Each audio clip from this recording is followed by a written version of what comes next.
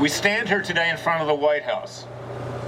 Not a coincidence that we're standing in front of the White House, because we want the inhabitant of that White House to hear what we have to say. He's in town today.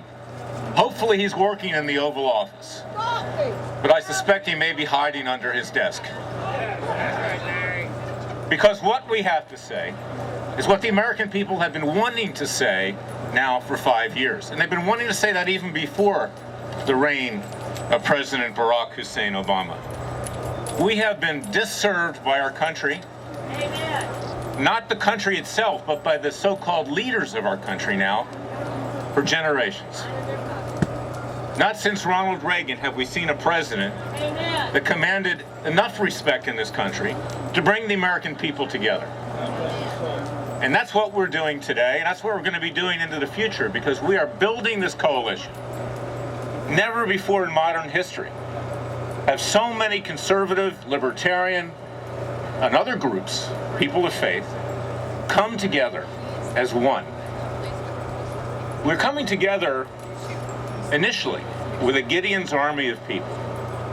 It's better to have people around you that you can trust and people who you can depend on in the beginning of any revolution than to have people that are not on your side. And in fact, that's what happened in the Revolutionary War, leading up to the Declaration of Independence in my native city of Philadelphia. It was only a handful of our founding fathers who generated the concept of a nation that would be free. One nation, as Bishop Dan just said, under God. One nation governed by Judeo-Christian principles. And although we have a First Amendment, and though we believe that people should be able to worship as ever they please, the reality is we are a country founded upon Judeo-Christian principles. The Talmud, the Torah, the Old Testament, the New Testament. And these are the principles with which we live. Our leaders have broken away from those principles. They no longer represent we the people. And that's why we must rise up. We're doing it peacefully, we're doing it non-violently. And we're going to persuade the rest of the country to join us. It was our great founding father, second American president, and the drafter of the Declaration of Independence, who said that when the people fear the government, there's tyranny. But when the government fears the people, there is liberty. Amen. Jefferson, who didn't want too much federal power, he wanted to leave power in the hands of the people, said there should be a revolution every 20 years. We need to renew ourselves.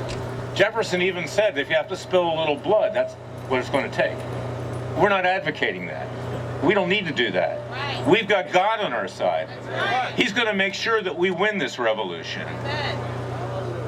And it was Ronald Reagan, over 200 years later, who said that if we don't preserve liberty for our children, it'll vanish in one generation. I can tell you, in terms of my own experience, I've been a lawyer for many years. I've become an activist. I wrote a book, Boers, Why and How I Came to Fight the Establishment, which is my life story. And what I've seen in the course of my career is an establishment which represents itself. It doesn't represent the American people. In that direction, you have Capitol Hill, Democrats and Republicans. It's like the National Football League, the American League and the National League. They just wear different uniforms. But at every minute of every day, they spend 80% of their time on fundraising, not representing we the people. And what we've seen and what I have experienced in my lifetime is a Congress, and I worked there as a young boy, right out of Duke University, 21 years old, for a Republican senator during Watergate. Down the hall was Hillary Clinton, believe it or not. We didn't meet up at that time. Richard Nixon was in the process of being impeached. If he hadn't resigned, he would have been impeached. All these years later, what was Nixon impeached for?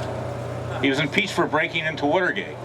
Well, the occupant of this White House, Barack Hussein Obama, has used his national security agency to break into over 300 million homes with his prison program. Talk about having to resign. This is what we're advocating if our demands are not met. We're giving him one last chance to obey the will of the American people, and for that matter, Republican leaders on Capitol Hill like John Boehner and Mitch McConnell. They all play the game. They all go to lunch. They all go to dinner. They divide the riches, and we, the American people, are left behind. And what I have learned in my career, and why I became a legal revolutionary, is that our government does not represent the people. It represents itself. That's right. Let me tell you what happened yesterday. But I was in court yesterday, right down the street, 3rd and Constitution Avenue. I was in front of a federal judge.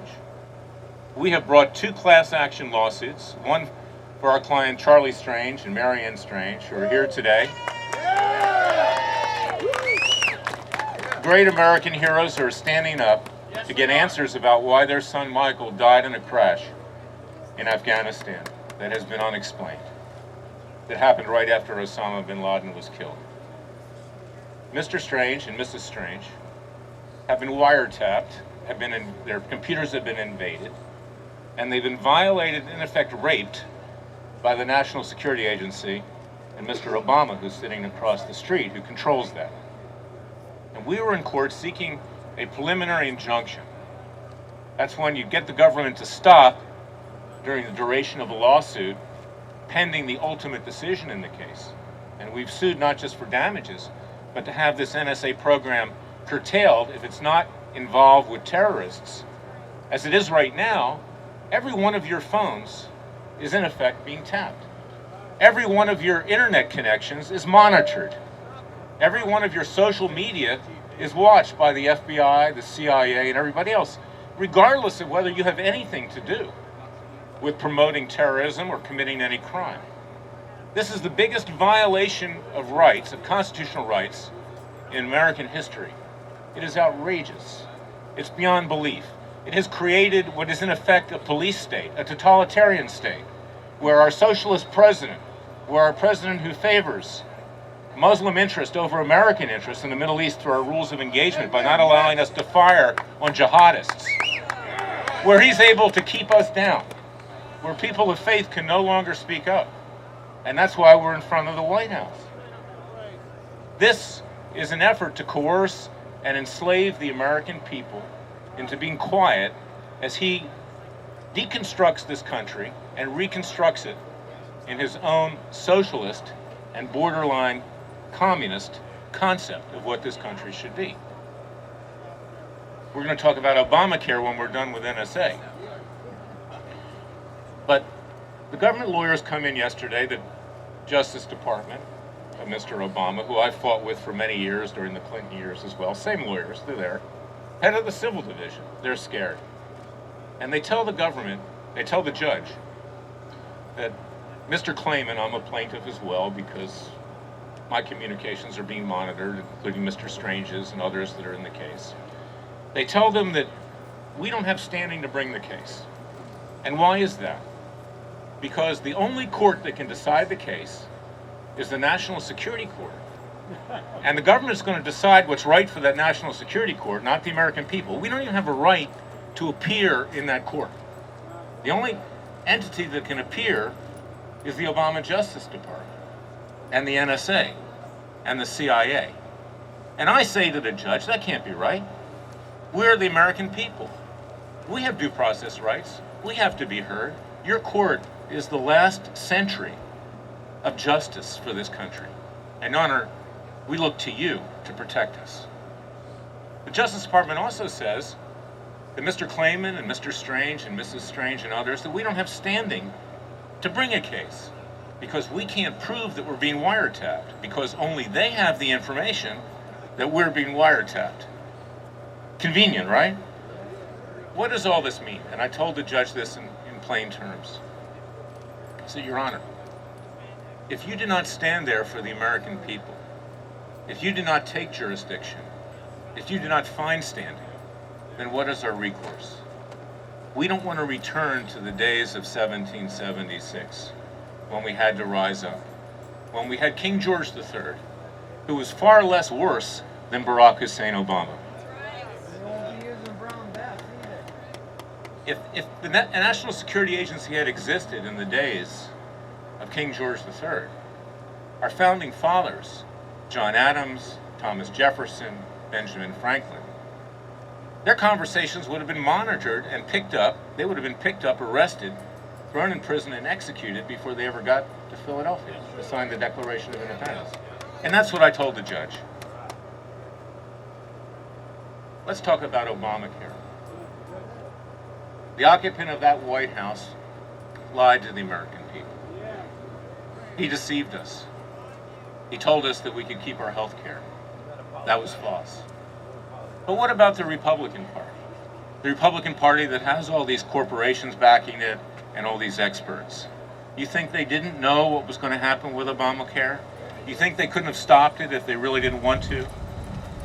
Watch Fox News. They're on TV smiling now that people are losing their health insurance because they think that's going to win the election for them in 2014. People who are dying, that's of secondary interest. And that tells you where we are today. We are in a position where the American people can only do it for themselves, where we have to take matters into our own peaceful and legal hands. Where we are gathered here today, and we're going to listen to a number of activists and speakers who are with us. We have, for the first time in modern history, created a coalition. More coming to us every day. Coalition of over 30 groups. Even people in Hollywood like Pat Boone, like Morgan Brittany, who was a star on Dallas, John Ratzenberger, who was on Cheers, and others are coming to us from all over the country and all over the world. And we will create that people's army, a peaceful army. And we will have the moral courage and the ethical courage to change the state of this nation. It was another great founding father, John Adams, who said, 13 days before signing the Declaration of Independence, it doesn't matter how many times you change your rulers or forms of government, without ethics, morality, and religion, you will not have lasting liberty. So we are gathered here today to discuss where we're going from this point. This is the beginning of the Second American Revolution. Look on our website at reclaimamericanow.net. Reclaimamericanow.net. Sign up. Join the Second American Revolution.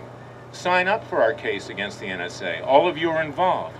You are all being wiretapped. You're all having your privacy invaded. Any communications with your accountant, with your lawyer, even with your urologist are being monitored. And that's what I told the judge yesterday. We can add a proctologist on top of that. But we're not going to laugh, and he's not going to laugh. Because in the end, he will feel the force of the American people. Just like King George III did. And after this event is over, in some weeks, we're going to gather in Philadelphia. We're going to gather at City Tavern, right next to Constitution Hall. We're going to have delegates from every state of the United States, Tea Parties, our coalition members, others. We're going to formulate our plans in even greater specificity for the Second American Revolution. And we are going to elect a government in waiting. We're going to elect a president. We're going to elect a vice president. We're going to elect cabinet members. We are no longer going to listen to what they have to say. The people now are in charge. We, the people, are in charge. They will take orders from us. We don't take orders from them. Because they have violated our Constitution. They have violated the public's trust. They believe that they are the new American nobility and above the law. So we serve notice today that the American people that we represent have a list of demands. And Mr. Obama, take notice. Mr. Boehner, take notice. Mitch McConnell, take notice. Nancy Pelosi, go back to San Francisco where you belong. We rule the school. You do not. We're now going to read our Declaration of Independence, which is identical to the first Declaration of Independence, with specificity to where we stand today, which is very similar to where we were in 1776.